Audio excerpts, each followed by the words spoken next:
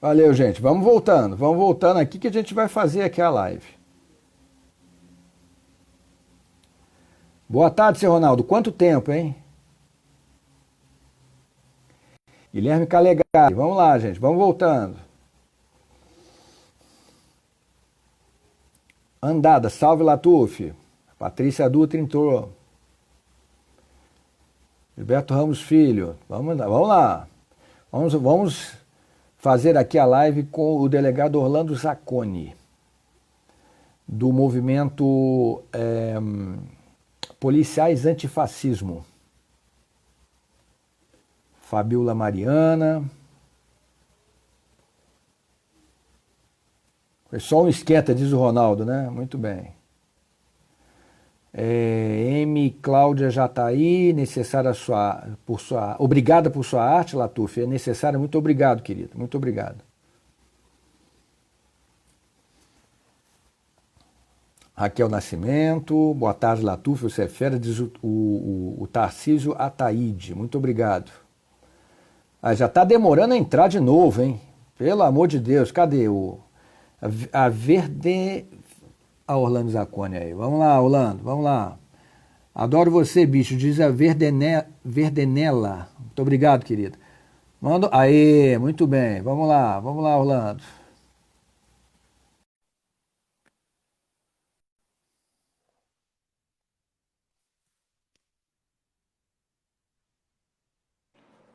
Salve, Latuf. Muito bem, senhor Orlando Zacconi. Muito bem. Muito boa tarde. Começando agora essa live maravilhosa com meu amigo Carlos Latuf. Pois é, o senhor atrasa 1 hora, quase 1 hora, Não. E o senhor, quando chega, vem todo engraçadinho, né, delegado? Numa hora dessa que eu queria ser polícia, entendeu, irmão? Mas vamos lá. Era assim, encosta na parede aí, arrombado. Como é que tu atrasa essa porra dessa live aí, mané? Polícia não fala assim, não. Fala assim, cidadão, por favor, seu documento. Eu tô sabendo. Como é que vai a família? Tudo certinho? Tá tudo bem. Como é que vai a família? Sei como é que é. Tá tudo bem contigo, Zacconi? Tá tudo bem. Agora melhor ainda falando contigo, Latuf. Quero pedir desculpa mesmo aí a todo mundo que está na live, né?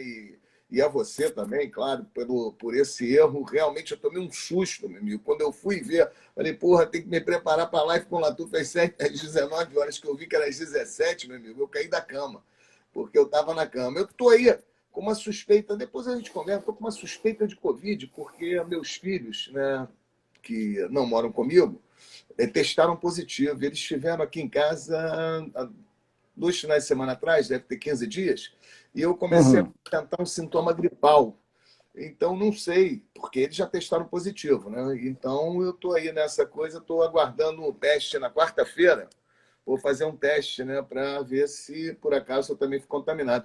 Porque essa questão do Covid é interessante, até a gente falar disso já, porque isso está na pauta do dia, inclusive com muitos discursos dizendo que as manifestações atrapalham, né,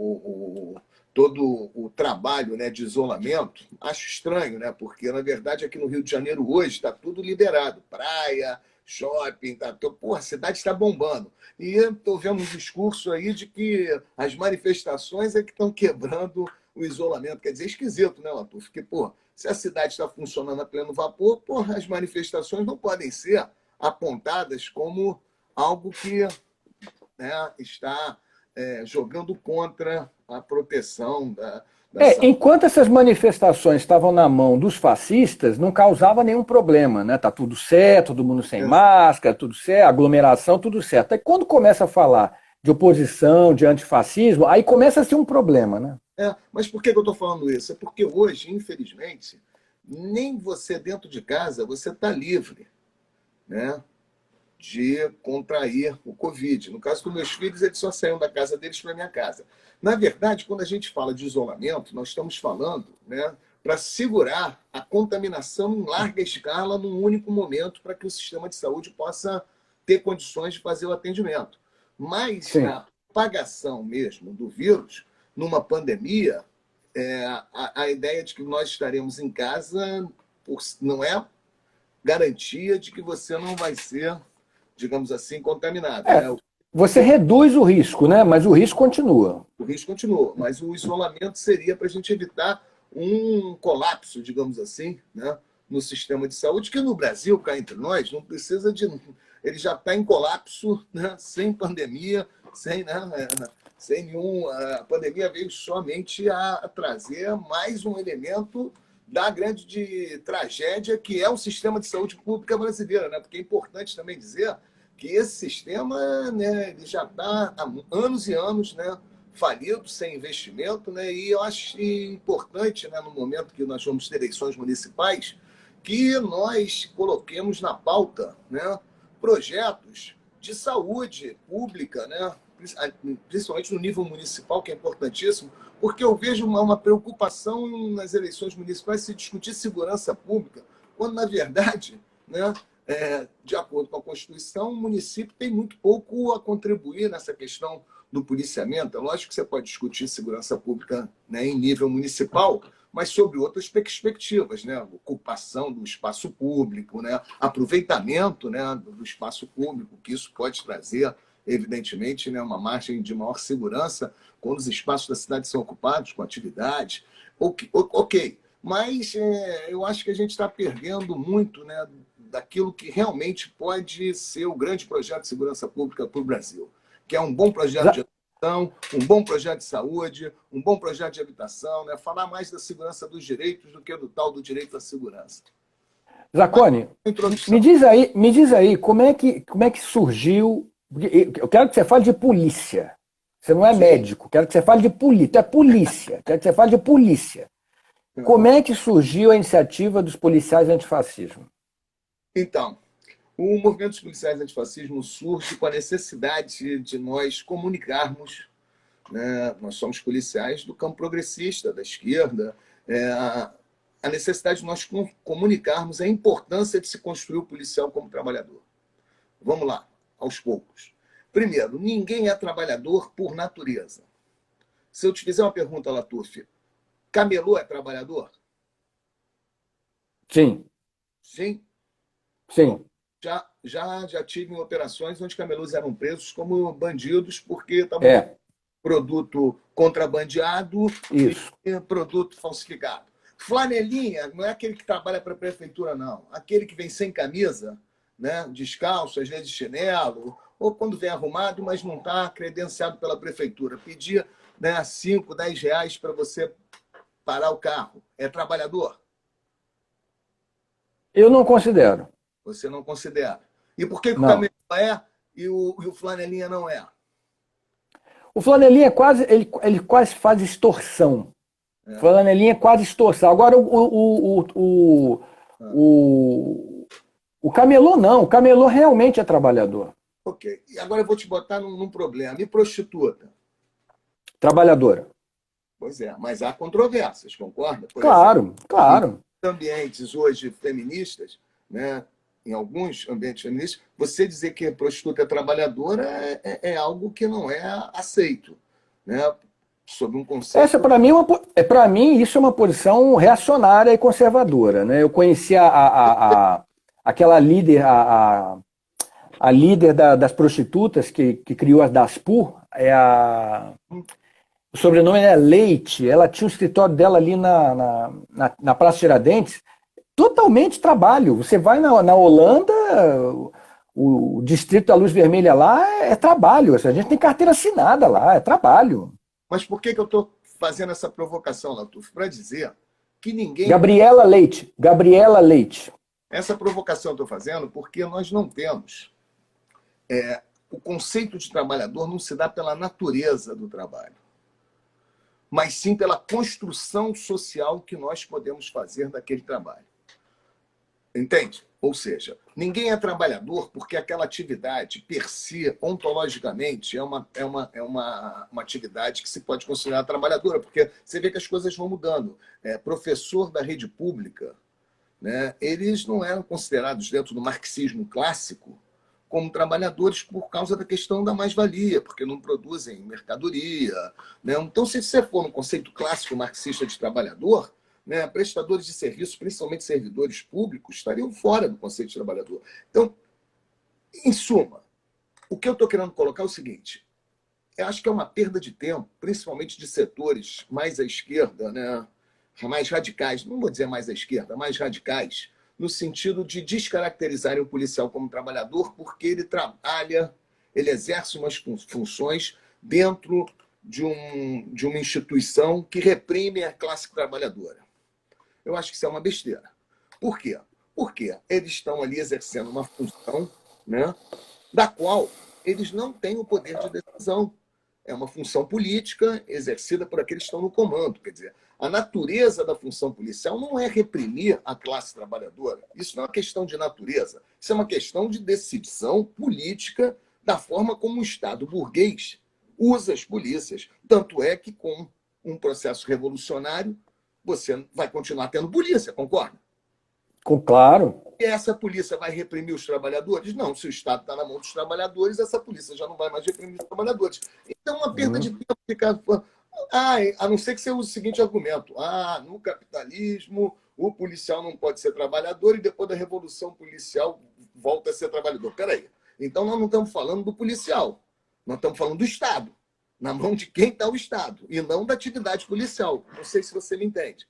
Então, uma das nossas principais bandeiras é a construção do policial como trabalhador, no sentido de que, se nós construirmos o policial como trabalhador, o policial pode se reconhecer na luta dos demais trabalhadores e pode ser reconhecido pelos demais trabalhadores como policiais. E, em determinado momento, nós podemos ter um trabalhador policial junto com os demais trabalhadores numa luta comum.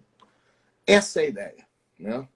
E nós estamos avançando, porque quando nós começamos com a ideia do movimento dos policiais antifascismo, nós éramos meia dúzia de seis mesmo, né?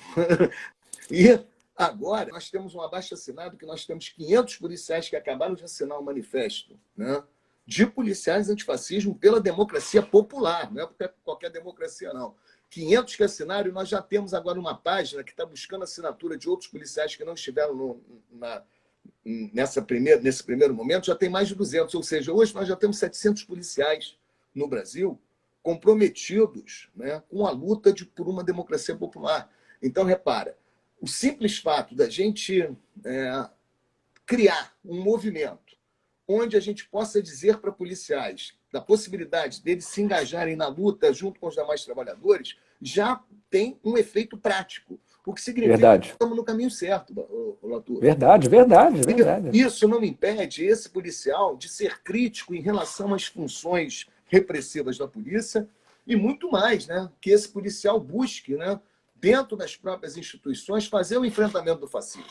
Porque o enfrentamento do fascismo tem que ser feito justamente onde ele está crescendo. E, sinceramente, não existe um lugar onde o fascismo cresce mais do que dentro das instituições policiais. Então, se nós pudermos, dentro delas, começar a fazer, né, uma resistência, é muito bom. Só que é necessário que haja um entendimento, né, do campo político, principalmente dos movimentos antifascismo, acerca da importância dessa aliança, né, de policiais antifascismo na luta antifascismo, né? Então, acho que muitas vezes nós somos desqualificados pelos movimentos antifas por sermos policiais e somos constantemente desqualificados como policiais por sermos antifascismo. Então, é verdade. O que está nesse campo progressista, né, nesse lugar nenhum, né, eu acho que é muito ruim. Então, aproveito a oportunidade de estar dialogando contigo, porque eu sei que você, Latour, representa, né, na sua arte, né, essa luta ampla, né, que consegue receber, né, a admiração, né, e o respeito de um setor amplo, né, da esquerda, né, que vai desde a esquerda liberal, como diria o Nildo Rix, né, desde a esquerda liberal até, né, uma esquerda revolucionária que, como você tem, né, essa amplitude na sua arte de alcançar, né, esse campo mais amplo, eu gostaria muito de deixar isso consignado aqui, porque muitas pessoas que estão nos ouvindo, né, podem fazer essa reflexão e buscar esse debate, né, da necessidade de nós construirmos o policial como trabalhador, porque, conforme eu falei, ninguém nasce trabalhador e não existe nenhuma atividade que per si seja, né, a do trabalhador. Isso é uma construção social, aliás, como muitas coisas na natureza humana. Não tem nada na natureza humana que seja natural.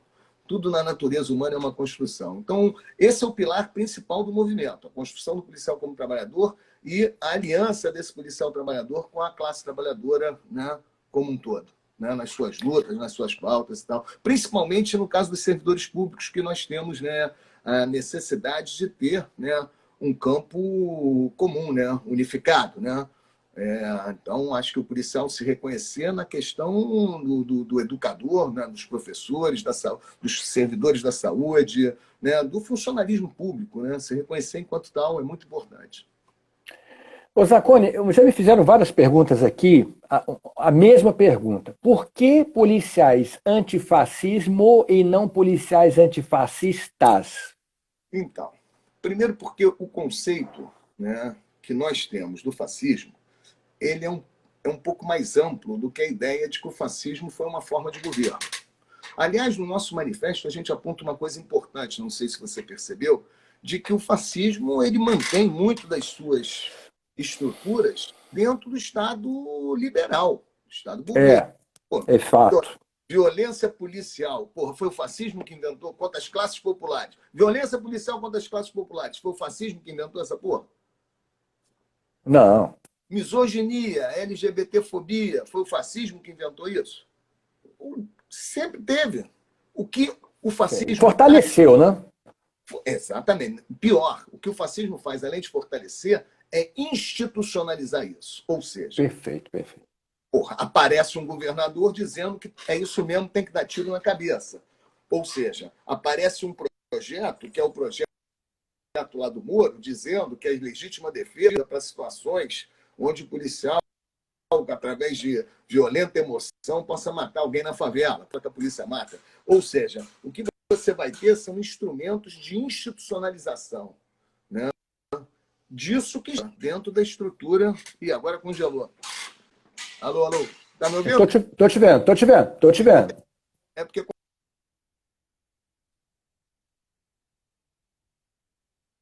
deu uma congelada aí.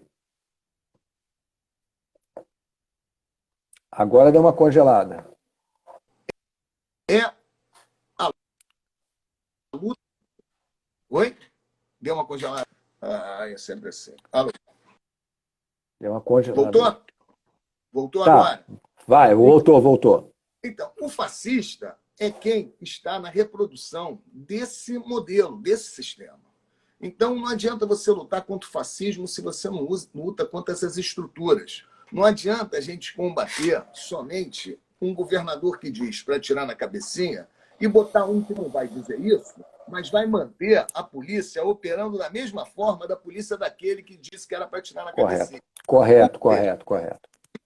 Ele tem que ser atacado não somente na sua forma explícita, que é esse modelo que nós estamos vivenciando agora, onde você tem, né, um grupo político que quer institucionalizar, né, esses elementos do fascismo, mas ele tem que ser atacado principalmente no momento onde ele está escamoteado, no momento que ele está, né, escondido através de determinadas instituições e estruturas da ordem. Aliás, eu fiz um pouco isso no meu estudo de doutorado, quando eu fui mostrar que o Ministério Público, uma instituição do Estado, né, que se justifica por estar em defesa da sociedade, participa da política de justiça, arquiva os autos de resistência com alguns argumentos. Na favela, de que o que morreu merecia morrer, porque era ligado ao tráfico. Ou seja, isso é fascismo também, né? Então, quer dizer, o fascismo seja algo mais importante de nós centrarmos nos nossos fascistas. Porque o fascismo perseguia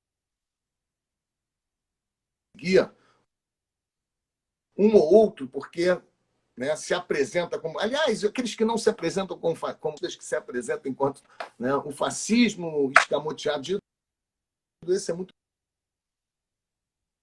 mais perigoso. Né?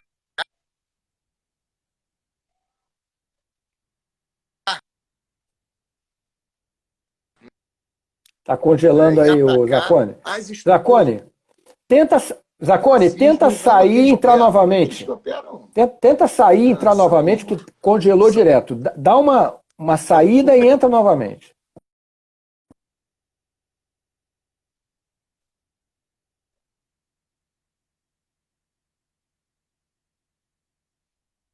Estava dando uma congelada aí, vamos ver se ele reentrando, se de repente melhora.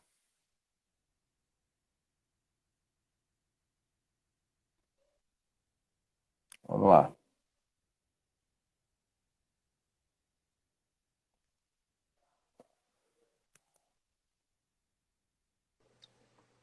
Pronto, Voltou? vamos lá. Pois Voltou. Então é isso. Acho que o fascismo são as estruturas, né, que permitem, né, o exercício, né, desse modelo. Né? Agora, as pessoas, por exemplo, quando eu fiz o estudo de doutorado, eu não citei nome de promotor, não. O que menos me importa é quem é o promotor. O que mais me importa são os modelos utilizados, né, é a máquina. Essa máquina que tem que ser operada. Até porque você vai pegar um promotor, vai acusar ele de uma coisa, se por acaso ele for afastado, vai entrar outro para fazer a mesma coisa. Porque é uma máquina. Né? Então, Eu acho que essa discussão, inclusive, me lembra muito essa coisa de acabar com a PM. E sim. eu sempre digo o seguinte, que acabar com a PM não é o suficiente. Que você pode acabar com a PM e ter uma polícia militarizada. Você, por exemplo, a Coordenadoria de Recursos Especiais da Polícia Civil, são policiais civis, são praticamente policiais militares. Eles se vestem como soldados, né? Tem helicóptero militar, o helicóptero da Polícia Civil é um helicóptero militar. E se você vê, por exemplo, um guarda municipal no Rio de Janeiro, isso no Brasil todo, o guarda municipal no Rio de Janeiro, eu me lembro que ele usava uma farda com camuflagem digital, todo militarizado. Então, assim, o problema não é só acabar com a PM, é acabar com a militarização da segurança pública, né? Agora, tem um aspecto nisso, Latuf, que é importante, porque existem dois debates acerca da militarização. Um debate diz respeito à forma como a polícia atua. E isso independe da polícia ser militar ou dela ser civil, porque uma polícia civil pode atuar com mais militarização do que a polícia militar. Você deu bons exemplos aí, caveirão aéreo e tal. Ok. Esse é um debate importante, que é tão importante que nós esquecemos. No mundo inteiro, o critério de polícia militar é o local onde a polícia está colocada na estrutura do Estado. Por exemplo, na Espanha, a polícia militar. Por quê? E chama guarda...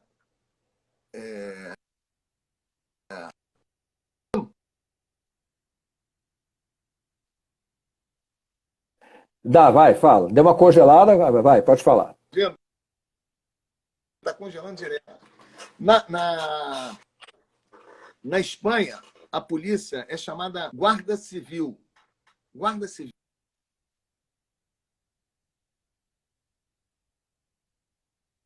Sabe por quê? Peraí, você tinha falado que na Espanha a polícia chama de Guarda Civil, né? E é polícia militar no critério internacional, porque ela está localizada no Ministério da Defesa. Ministério da Defesa. Os carabineiros no Chile têm treinamento militar, estética militar, armamento militar e agem militarmente, os carabineiros. E no Conselho Nacional eles são considerados polícias civis. Por quê? Polícia Civil. Porque eles estão no Ministério do Interior. Então, nós estamos falando de áreas não federativos. Se a polícia está no Ministério da Defesa, é polícia militar. Se está no Ministério do Interior, é polícia civil. O Brasil tem uma estrutura que não existe em lugar nenhum do mundo, hipermilitarização da polícia. A polícia militar é força auxiliar. Você vai para o mundo inteiro e não vai encontrar um lugar onde a polícia seja força auxiliar do Exército. Agora, nos Estados Unidos, com as manifestações que explodiram, né, o grande questionamento é se o Exército pode atuar na área de segurança. Não sei se você tem acompanhado esse debate nos Estados Unidos, né? E existe uma grande oposição a que o Exército vá nas ruas auxiliar a polícia. Olha lá, que eles estariam na posição de auxiliares. Aqui é o contrário, aqui é a polícia que está de auxiliar do Exército para conter as manifestações. Porque nos Estados Unidos, com todos os problemas que nós já sabemos dessa estrutura fascista que integra o Estado de Direito Democrático, né, eles prezam por uma divisão importante que os Estados liberais mais democráticos têm. As Forças Armadas têm que cuidar da segurança externa. Quem cuida da segurança interna é a instituição policial, que não está atrelada às Forças Armadas. Esse é um grande 98, que se mantivesse nas relações de poder pós-ditadura pela área de segurança através desse dispositivo que foi incluir a Polícia Militar entre as agências de polícia na Constituição de 88. Eu vou te explicar por quê. A primeira vez que a Polícia Militar aparece com previsão constitucional foi em 1967. É a Constituição dos Militares, uma Constituição não democrática, que, pela primeira vez, traz a Polícia Militar como agência para atuar na área de segurança. Antes de 67, a Polícia Militar não tinha previsão constitucional para atuar na área de segurança. A Polícia Militar ela era uma polícia aquartelada que, em momentos de sedições, poderia ser usada como força auxiliar das polícias em tempos de paz. Né? Ou seja, se tivesse uma grande revolta, uma grande sedição, a polícia poderia se utilizar do apoio das polícias militares. Né? Isso, locais no Brasil, congelou agora. Voltou? Sim.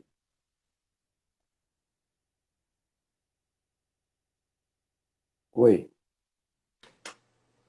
Está me ouvindo, Latuf? Estou te ouvindo, estou te ouvindo. Isso não impedia que em alguns locais... Não, há um locais que é deputado aqui no Rio de Janeiro e que é coronel da PM.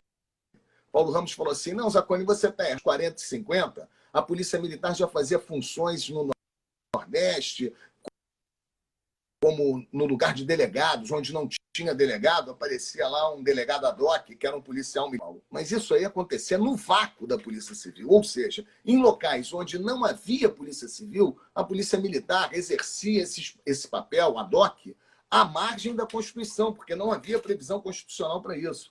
A primeira vez que houve previsão constitucional para a atuação da Polícia Militar, que já existia desde os anos 1912, talvez 1911, que a Polícia Militar ganhou esse formato, lógico, ele tem uma história que vem desde a Guarda Real, mas ela se transforma em força auxiliar mais ou menos nesse período. E ganha projeção, isso é interessante, a Polícia Militar ganhou projeção após a tentativa de separação de São Paulo, né? Lá no movimento separatista, naquele movimento separatista de São Paulo, como é que chama? Revolução Constitucionalista. Mas era o movimento separatista de São Paulo. A chamada Revolução Constitucionalista, é isso. Não tinha nada de Revolução Constitucionalista, era uma tentativa de separação do Estado de São Paulo. Nessa tentativa, as Forças Armadas viram que precisavam ter forças auxiliares do Exército nos estados. Para quê? Para frear as tentativas de separação. Porque aí o Exército atuaria, né, com a função de manter unificado o território, e para isso era importante ter polícias militares nos estados. Essa era a intenção. Né? Só que era visando algo que fosse um enfrentamento dos estados em relação ao poder central. Só que na ditadura tudo isso mudou. O poder central utilizou isso, né, para impor a todos os estados uma ordem unificada. E essa experiência da ditadura veio muito por conta do que aconteceu lá na campanha da legalidade do Brizola, aí no Rio Grande do Sul. Porque quando o Brizola fez a campanha da legalidade e teve as polícias do Rio Grande do Sul ao seu lado a enfrentar o próprio Arço, aquilo ali não desceu na goela dos milicos. Os caras falando, pô, o que é isso? Como é que um governador vai se insurgir contra as Forças Armadas? Está ligado? Então foi aí que eles começaram a fazer o lobby na Constituinte de 88 para manterem as polícias militares como agências policiais. E isso a Constituição de 88 trouxe no capítulo da segurança pública, elevou a nível, né, em nível constitucional a presença da PM na área de segurança. Isso viola princípio democrático e princípio federativo, Arthur. Por quê? Se nós elegemos um governador, é claro que nós temos que cobrar do governador todas as ações relativas à polícia do Estado, concorda? Esse é o princípio democrático. Mas não, hoje não. O governador não tem o mando completo em relação à polícia militar. Paga salário, entendeu? Indica o comandante-geral. Mas se você for ver a legislação que está em vigor até hoje, que regulamenta as polícias militares em todo o Brasil, né, você vai perceber que em último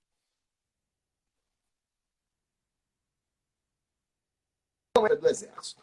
Isso está no livro do Luiz Eduardo Soares, que traz essa legislação e que mostra essa legislação de 83, ainda da época da ditadura, e que diz expressamente que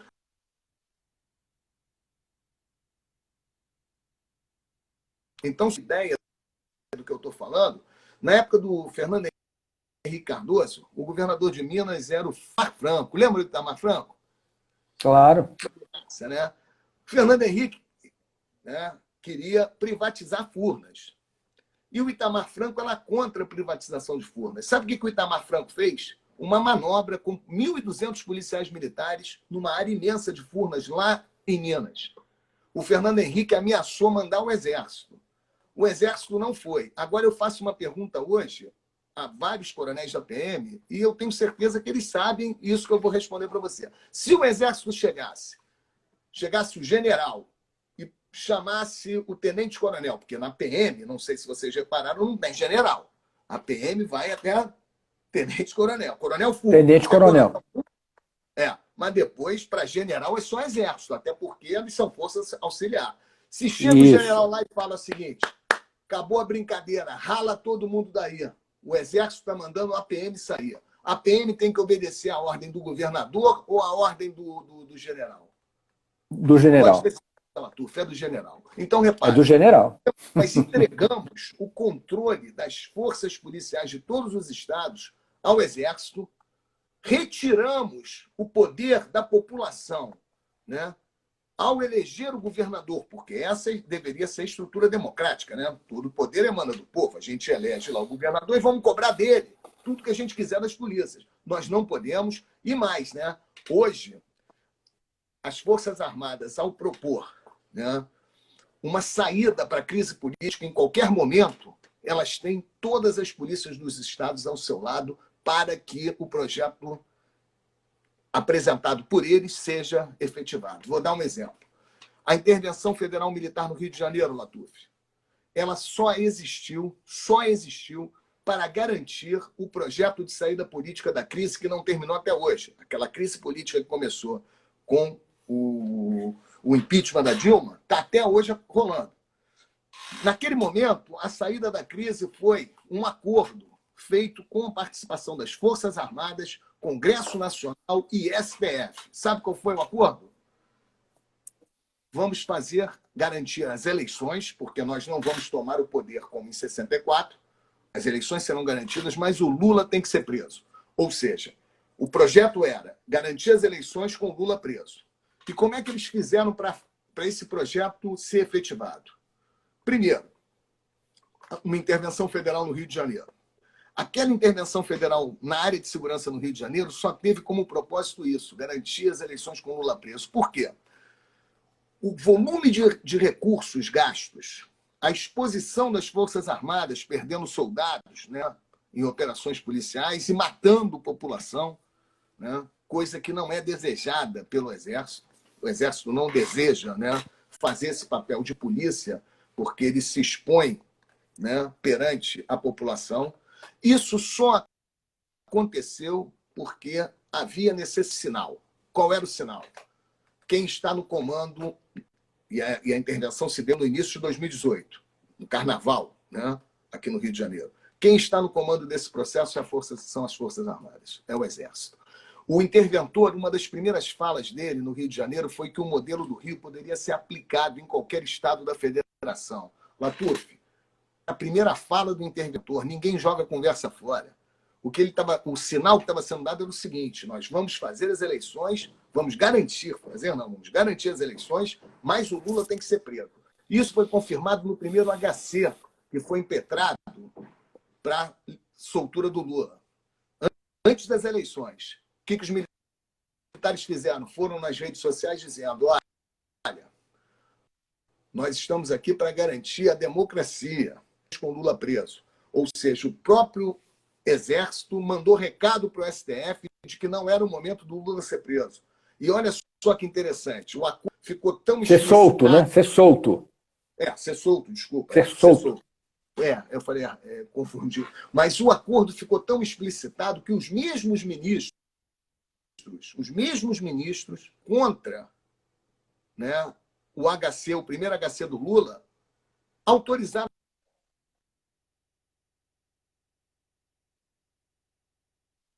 Ou seja, o que fez eles mudarem de opinião? As eleições que já tinham acabado. Ou seja, né, o acordo era: o Lula vai ser preso, as eleições vão acontecer, depois ele vai solto. Esse era o acordo. E me desculpa, não sei até que ponto o PT aceitou esse acordo. Nem sei até que ponto, porque havia a esperança de muitos setores, não só do PT, e era o medo de alguns setores de lá do Exército, de que o Lula pudesse crescer preso e as eleições seriam ganhas pelo PT, ainda com Lula preso. Esse medo, né, pode ter gerado a tentativa de desestabilização das eleições com a execução da Marielle. Vamos lá.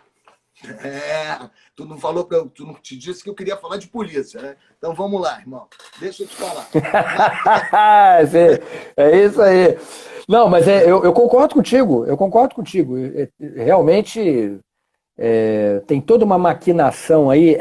Tudo isso que a gente está vivendo tem a ver com essa manipulação das instituições, como aconteceu para afastar a Dilma e prender o Lula, e nós estamos sofrendo as consequências dessa aventura até agora, né? Porque se torceu as leis em favor de uma agenda política, e a gente está pagando esse preço agora, né?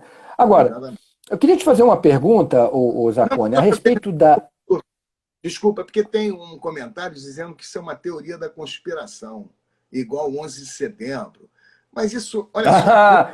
Meu amigo, no Brasil atualmente, nada é teoria da conspiração, sabe? Olha só, antes do AI-5 ser decretado, foram praticados 15 atos terroristas de Estado que justificaram a decretação do AI-5. A bomba do Rio Centro foi colocada por militares que acreditavam que o Geisel era um agente comunista. Isso mesmo.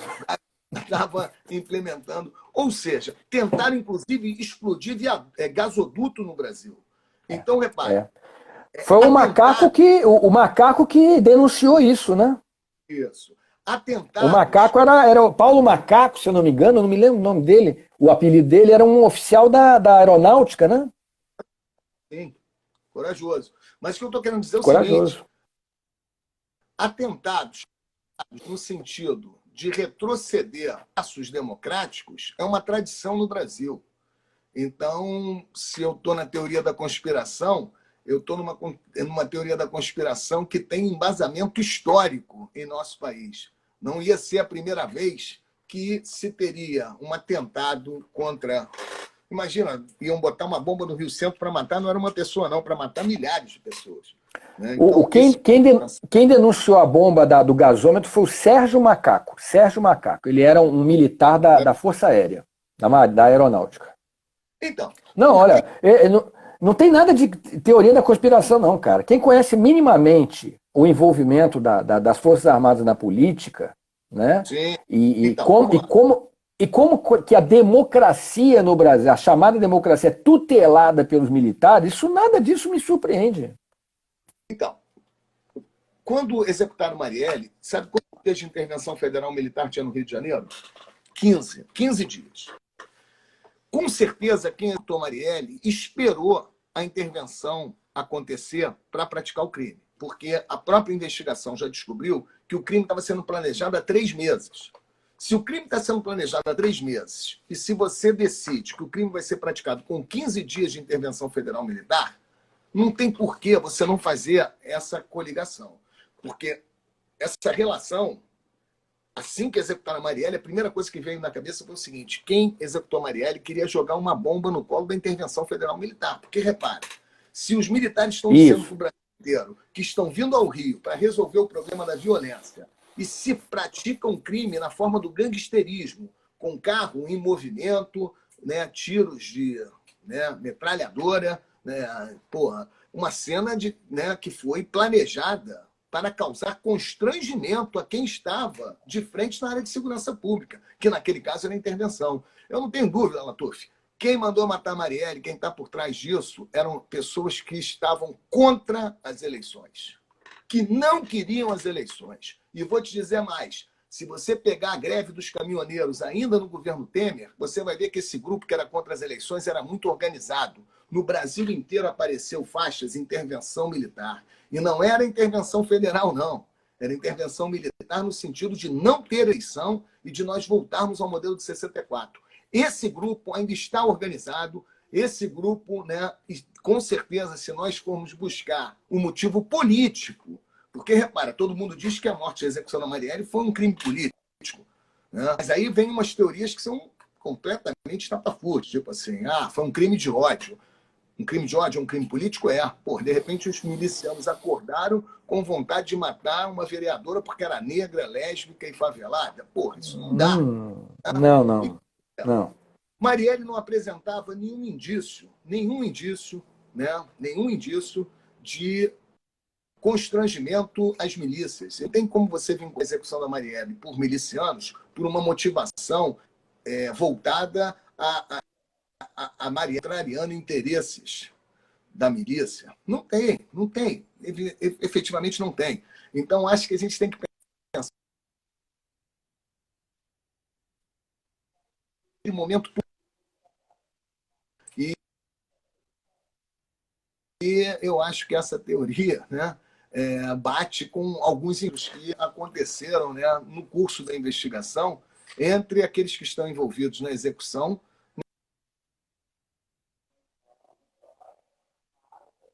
Eram contra as eleições.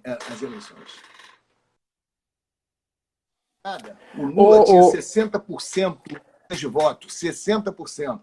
Né? Bolsonaro tinha 20%. Volta lá no tempo. Zacone, a gente está chegando a 10 minutos do final.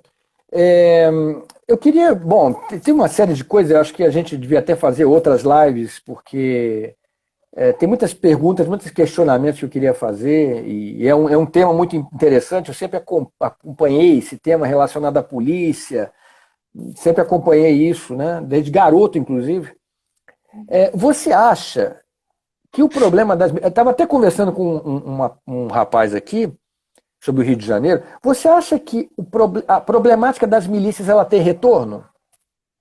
Ou é um fato para sempre? Vieram para ficar para sempre? Não tem nada que veio para ficar para sempre. A máfia veio para ficar para sempre. A máfia. A máfia?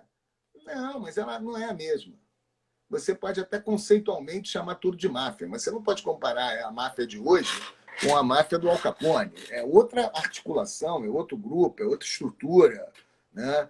Então, acho que a milícia ela tem que ser encarada naquilo que ela tem de essência, né? Acho que a gente, com os instrumentos jurídicos, não vamos fazer enfrentamento à milícia, como não fizemos com o tráfico.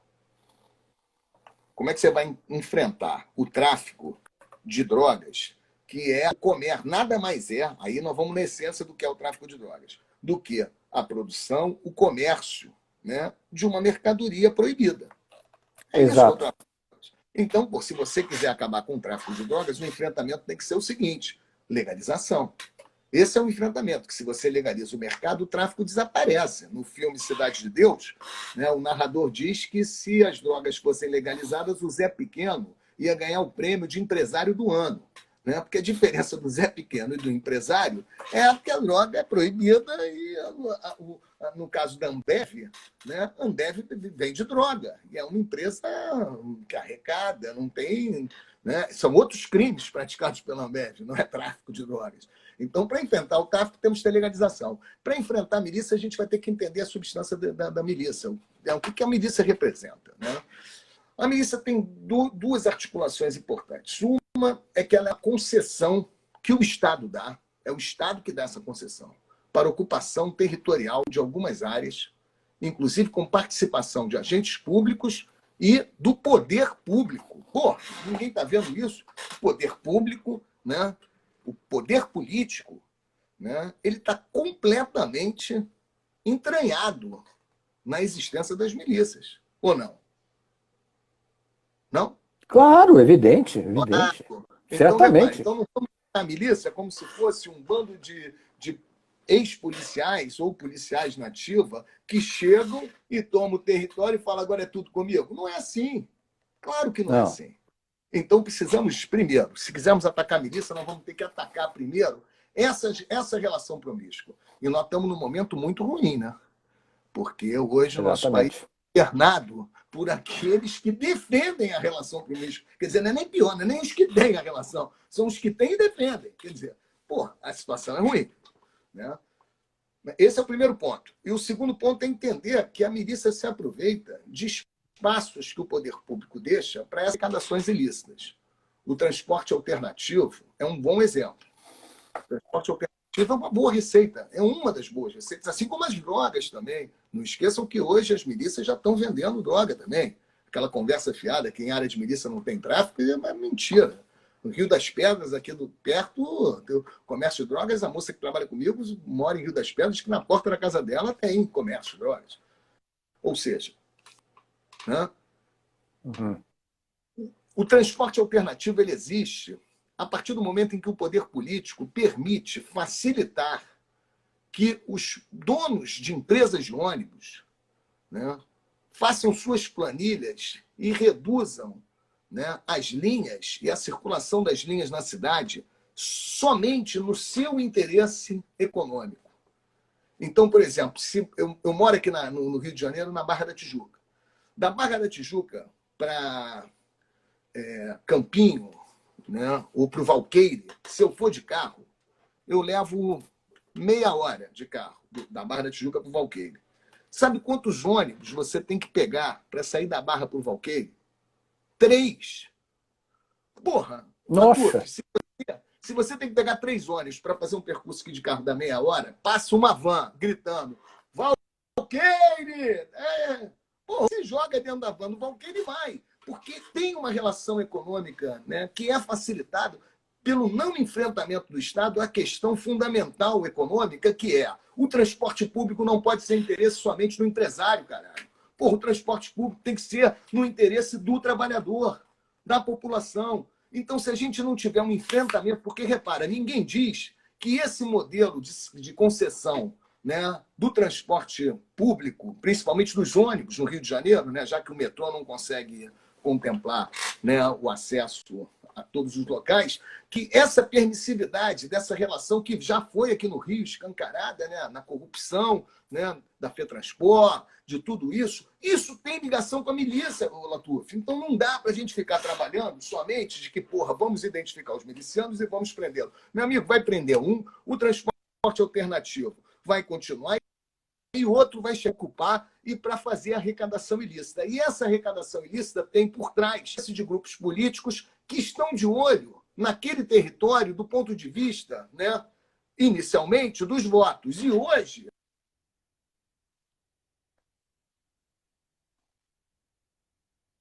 até por investimento. Tem senador aí que estava investindo dinheiro em construção ilegal, ligado? Então, repara, esse interesse é muito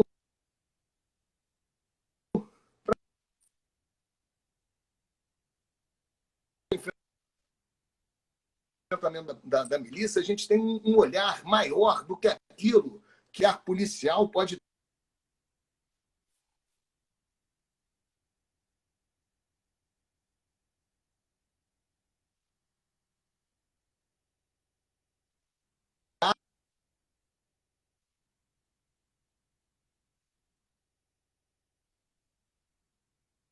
Meu amigo, Identificaram que ele, na época do Garotinho, aqueles caras todinhos que já estavam na Leste, né? Pô, pá, já tudo brincando, já estão na rua de novo, e além não vai ser claro que a gente tente, né?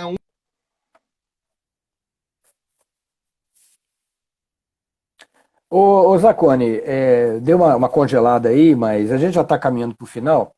Eu queria te agradecer aqui a tua disponibilidade, o seu tempo, em você contar essas coisas para a gente, né? Falar sobre os policiais antifascistas, sobre essa questão das milícias e tal.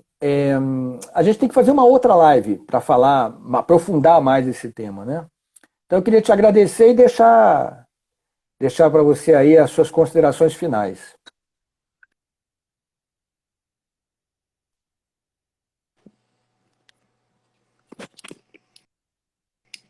Tá ouvindo aí, ô Zacone? Agora tô. Você que não está me ouvindo, né? Tá. Você ouviu o que eu falei, não? Você ouviu o que eu Tô, falei? tá me ouvindo? Tô te ouvindo. Faça as suas considerações finais aí. Ouvi, amigo. Nós vamos fazer outras lives. Nós vamos ter oportunidade. Nós vamos ter sempre um grande prazer em falar, Diogo. Eu acho que única antifascista. O que é uma frente antifascista? Bom, primeiro, a gente vai ter que dialogar com os partidos políticos no sentido. Tá ouvindo, Otto? Zacone, tá muito Fala, ruim, Otto. tá muito ruim, eu não tô conseguindo te ouvir, tá? Congelou legal É, agora, agora deu uma congelada legal. Só te resta realmente se despedir, Zacone, não tem mais jeito não, já. em cabeça, vamos nos A despedir. conexão tá muito Mas ruim. precisamos criar uma frente única antifascismo. Por quê? Porque os partidos políticos eles querem ter a hegemonia e o controle sobre esse enfrentamento. E, infelizmente, né, os partidos políticos não vão força sozinhos para fazer esse enfrentamento, porque o fascismo ele ganha corações e mentes nas ruas, né, dentro das instituições. É preciso que a gente amplie, né, que a frente única,